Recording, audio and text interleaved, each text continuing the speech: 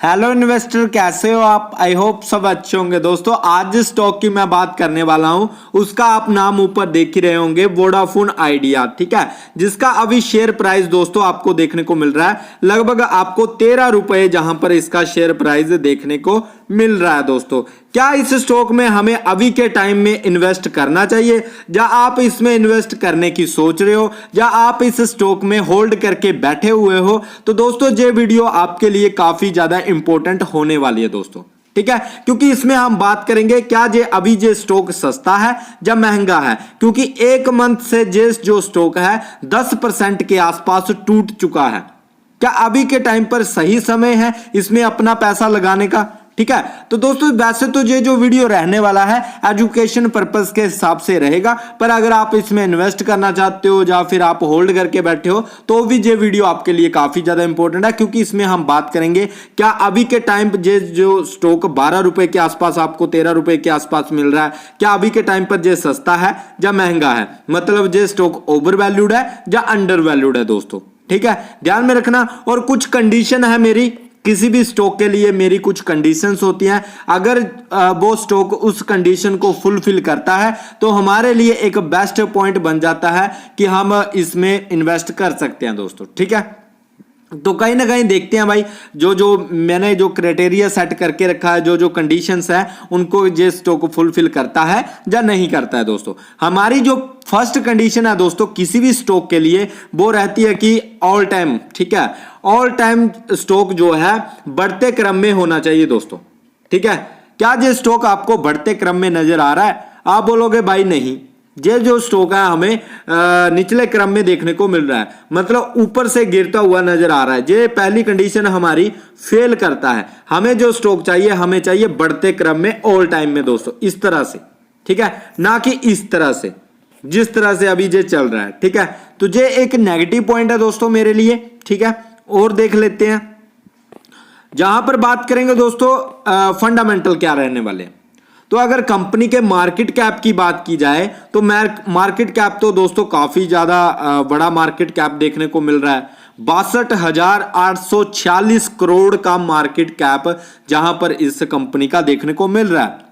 PE ratio की बात करें 0 का है, क्योंकि कंपनी पूरी तरह से फ्लॉप है, नेगेटिव में चल रही है। ठीक है, फिर पीबी रेशियो की बात करें, ये भी लगभग आपका नेगेटिव है, फ्लॉप चल रहा है। ठीक है, इंडस्ट्री पीई अच्छा है। ठीक है, और डेट ऑफ इक्विटी की बात करें भाई, ये भी नेगेटिव चल रहा है और बुरी हालत है, कंपनी पर कर्ज काफी ज्यादा है भाई, ये भी काफी ज्यादा नेगेटिव पॉइंट है। ठीक है, आरओई की बात करें तो 34 की आरओई जहां पर देखने को मिल रही है। और अर्निंग पर शेयर की बात करें दोस्तों तो इस कंपनी में अगर देखा जाए तो 6.16 का अर्निंग पर शेयर है, मतलब नेगेटिव में घटे हैं। अगर आपने एक साल पहले इसके शेयर लिए होंगे तो भी जहां पर 6 रुपए इसने माइनस करके आपको पर शेयर के हिसाब से अभी के टाइम पर दे रहा है जी। ठीक है, डिविडेंड की बात करें तो ये जो स्टॉक है, ये जो कंपनी है डिविडेंड नहीं देती है। दूसरी बात है दोस्तों बुक वैल्यू भी माइनस में चल रही है, तो ये भी एक नेगेटिव पॉइंट है दोस्तों। फेस वैल्यू की बात करें तो फेस वैल्यू 10 की है। तो जहां पर अगर हम फंडामेंटल को देखें तो जे भी हमारे लिए खराब है, जे भी हमारे लिए खराब है, जे भी हमारे लिए खराब है, जे भी हमारे लिए खराब है, जे भी और जे भी। ठीक है ना, तो लगभग हमारे जो 5-6 नेगेटिव पॉइंट जहां से निकल कर आ रहे हैं दोस्तों। ठीक है, और देख लेते हैं क्या इसमें कोई पॉजिटिव बात आपको नजर आ रही है, ये देख लेते हैं भाई। ठीक है, तो रेवेन्यू की बात करें अगर हम ईयरली में, तो रेवेन्यू कहीं ना कहीं कम हुआ है दोस्तों कंपनी का। ठीक है, प्रॉफिट की बात करें, प्रॉफिट भी कंपनी का देखो दोस्तों जहां पर माइनस में चल रहा है। ठीक है, नेगेटिव में प्रॉफिट चल रहा है। और अगर हम नेटवर्थ की बात करें तो भाई नेटवर्थ भी जहां पर माइनस में चल रही है, बुरी तरह से नेगेटिव चल रही है भाई, बुरी हालत है कंपनी की। आप बोलो कि बहुत अच्छा है, ये है वो है, तो मुझे कहीं ना कहीं बहुत खराब चल रहा है दोस्तों। खराब चलने का एक और जहां पर बहुत बड़ा नेगेटिव पॉइंट जिसको मैं मानता हूं, रेवेन्यू और एक्सपेंसेस का। ठीक है, इस बात को ध्यान से देखो, रेवेन्यू और एक्सपेंसेस कितना ज्यादा डिफरेंस है दोस्तों, कितना ज्यादा आप खुद देखो। जहां पर अगर आप देखोगे तो 42,488 आप जहां पर देखोगे कि भाई आपको जो है रेवेन्यू देखने को मिल रहा है, और वहीं अगर खर्चों की बात करें तो खर्चे रेवेन्यू से ज्यादा है। ठीक है ना। तो ये एक नेगेटिव पॉइंट है। और प्रॉफिट देखो पूरी तरह से नेगेटिव देखने को मिल रहा है।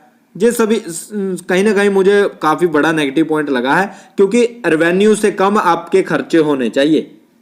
तो जहां से रेवेन्यू तो कंपनी का उतना ही है, खर्चे ज्यादा हो रहे हैं, तो कंपनी कहीं ना कहीं कर्जा लेकर बैठी हुई है, लॉस में चल रही है कंपनी, ठीक है ना। तो ये कहीं ना कहीं नेगेटिव है। अगर बैलेंस शीट की बात करें दोस्तों कि बैलेंस शीट किस तरह से है, तो दोस्तों जहां पर भी अगर कंपनी के टोटल एसेट की बात करें तो आप जहां पर देख सकते हो, ठीक है। और अगर हम लाइबिलिटीज की बात करें तो लाइबिलिटीज ज्यादा है। ये भी एक नेगेटिव पॉइंट है दोस्तों, ये भी एक नेगेटिव पॉइंट है, ठीक है ना। तो बैलेंस शीट तो बिल्कुल खराब चल रही है। और अगर हम कैश फ्लो की बात करें तो कैश फ्लो भी नेगेटिव है। भाई कुछ भी अच्छा इस कंपनी में मुझे नजर नहीं आ रहा, ठीक है ना, कुछ भी अच्छा जो मैं बोल सकूं कि भाई ये मुझे कहीं ना कहीं पॉजिटिव पॉइंट है, ठीक है ना। जब से वीडियो मैंने शुरू किया है तब से ये खराब ही चल रहा है इसका काम, ठीक है। आगे देख लेते हैं भाई, कुछ अलग हमें मिल जाए। जहां पर दोस्तों अगर प्रमोटर की होल्डिंग की बात करें तो हमें जो प्रमोटर की होल्डिंग चाहिए 60 से ऊपर चाहिए, जो हमारा क्राइटेरिया है। कम से कम 50 से ऊपर तो होनी चाहिए। तो दोस्तों जहां पर प्रमोटर होल्डिंग देख लो आप 48 49 की मान सकते हो आप, 49 की आपको होल्डिंग देखने को मिल रही है प्रमोटर की, जो हमारे लिए एक नेगेटिव पॉइंट है दोस्तों। रिटेल जहां पर सबसे ज्यादा इन्वेस्ट करके बैठे हुए हैं। म्यूचुअल फंड की बात करें, म्यूचुअल फंड 2.27 है। फॉरेनर इंस्टीट्यूशन अपनी होल्डिंग को बेच रहे हैं। म्यूचुअल फंड भी अपनी होल्डिंग को 2024 में बेच रहे हैं। अदर डोमेस्टिक इंस्टीट्यूशन भी जहां पर अपनी होल्डिंग को बेच रहे हैं दोस्तों, वो आगे आगे अभी मैं आपको बताने वाला हूं दोस्तों। आइए जान लेते हैं, वो भी डाउट आपके मैं क्लियर कर देता हूं भाई, ठीक है। जहां पर दोस्तों अगर बात करें कि ये कंपनी काम क्या करती है, वोडाफोन आइडिया भारत में अग्रणी दूर संचार सेवा प्रदाताओं में से एक है। कंपनी गतिशीलता और लंबी दूरी की सेवाओं, हैंडसेट और डाटा कार्ड के व्यापार में लगी हुई है दोस्तों। तो आपको भी पता है दोस्तों ये कंपनी किस क्षेत्र में काम करती है, किस फील्ड में काम करती है, तो मुझे बताने की भी जरूरत नहीं है दोस्तों, ठीक है। जहां पर बात करेंगे दोस्तों कंपनी क्या कर रही है, इसका पित्रोस्की स्कोर कितना है, इसकी इंट्रिंसिक वैल्यू कितनी है, ठीक है ना, सब कुछ जहां पर समझते हैं दोस्तों, ठीक है। मार्केट कैप अच्छा है। जहां पर बुक वैल्यू माइनस में है, डिविडेंड देती नहीं है, आरओई माइनस में चल रही है, ठीक है। फेस वैल्यू 10 की है। पित्रोस्की स्कोर काफी खराब है भाई, पित्रोस्की स्कोर काफी खराब है। इंट्रिंसिक वैल्यू अभी भी जो स्टॉक है काफी महंगा है, ठीक है। और जहां पर जो ग्राम नंबर है उसके भी ये काफी ऊपर ट्रेड कर रहा है दोस्तों, ठीक है ना। तो कहीं ना कहीं जहां पर भी मुझे नेगेटिव पॉइंट ही देखने को मिल रहे हैं दोस्तों। और जहां पर अगर मैं कैश फ्लो की बात करूं तो कैश फ्लो भी जहां पर मुझे काफी ज्यादा नेगेटिव में देखने को मिल रहा है, ठीक है। जहां पर बात करेंगे दोस्तों स्कोर कार्ड की, ये पॉइंट ध्यान से समझना दोस्तों। परफॉर्मेंस लो देखने को मिल रही है, वैल्यूएशन हाई। भाई इसका क्या मतलब है, इसका मतलब है स्टॉक अभी काफी ज्यादा ओवर वैल्यूड है। जहां पर आप पढ़ भी सकते हो, seems to be overvalued versus the market average, ठीक है। तो कहीं ना कहीं अभी के टाइम पर जो स्टॉक जे 13 रुपए के आसपास चल रहा है, इसकी जो इंट्रिंसिक वैल्यू है 2 रुपए 3 रुपए 4 रुपए की है दोस्तों, ठीक है। तो ये बात है ध्यान में रखना। ग्रोथ की बात करें तो लो ग्रोथ देखने को मिल रही है दोस्तों। प्रॉफिटेबिलिटी की बात करें तो जहां पर एवरेज देखने को मिल रही है दोस्तों, ठीक है। एंट्री पॉइंट एवरेज है, गुड भी नहीं है जहां पर, और रेड फ्लैग भी जहां पर जो है एवरेज है दोस्तों, ठीक है ना। तो कोई भी जहां पर आपको ग्रीन पार्ट देखने को नहीं मिल रहा तो ये हमारे लिए नेगेटिव ही है दोस्तों। कहीं ना कहीं मुझे अच्छा तो लग नहीं रहा। फंडामेंटल बिल्कुल खराब है, बैलेंस शीट में बिल्कुल उल्ट पुल्ट हुआ पड़ा है, कुछ भी इधर उधर है, सब कुछ बेकार चल रहा है। मैं कोई पॉइंट लाना चाहता हूं कि भाई कुछ अच्छा निकले, पर मुझे कोई भी बात इस स्टॉक में अच्छी नजर नहीं आ रही है दोस्तों, ठीक है। जहां पर देख सकते हो आप, जहां पर डिक्रीज्ड टोटल प्रमोटर होल्डिंग, ठीक है। तो प्रमोटर होल्डिंग अपनी माल को बेच रहे हैं भाई, वो भी निकल रहे हैं स्लोली स्लोली। और अगर बात करें लो प्लस प्रमोटर होल्डिंग, ठीक है। फिर टोटल रिटेल इन्वेस्टर जहां पर स्टिल खरीद कर बैठे हुए हैं, FIV जहां पर खरीद कर बैठे हुए थे 2023 में। 24 में क्या हो रहा है, ठीक है ना, 24 में क्या हो रहा है देखो दोस्तों। जहां पर 24 में फॉरेनर इंस्टीट्यूशन ने अपना माल बेचा है भाई, जब बाहर के प्लेयर जो है अपना माल किसी कंपनी में बेचना स्टार्ट कर देते हैं तो इसका मतलब है कहीं ना कहीं उनको आगे इसका फ्यूचर नजर नहीं आ रहा। ठीक है, दो कारण होते हैं, जहां तो वो शेयर को और ज्यादा गिराना चाहते हैं, फिर उसके बाद जो फ्रेश बाइंग करना चाहते हैं।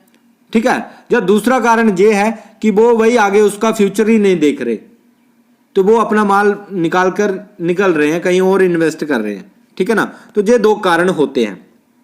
पर जहां पर अगर बात करें तो भाई लगातार जो है पहले एक तरह से बना हुआ था, अब जो है प्रमोटर ने माल बेचना स्टार्ट किया है दोस्तों 2024 में। ठीक है ना, तो ये कारण भी है जहां पर शेयर का नीचे गिरने का, जो कि एक मंथ से 10% तक गिरा है। आप देख सकते हो मार्च 2024 का रिकॉर्ड बता रहा हूं, ताजा ये रिकॉर्ड है, ऐसा नहीं है कि बहुत पुराना दिखा रहा हूं। ठीक है, ध्यान में रखना।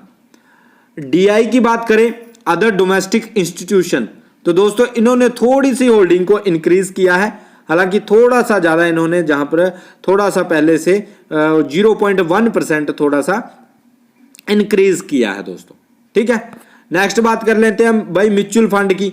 म्यूचुअल फंड ने जहां पर अपना माल बेचा है भाई 2024 के मार्च में, म्यूचुअल फंड ने जहां पर थोड़ा माल बेचा है, अपनी होल्डिंग को कम किया है भाई। 2023 में जे माल को बढ़ाता जा रहा था, 24 में अब बेचना स्टार्ट किया है भाई।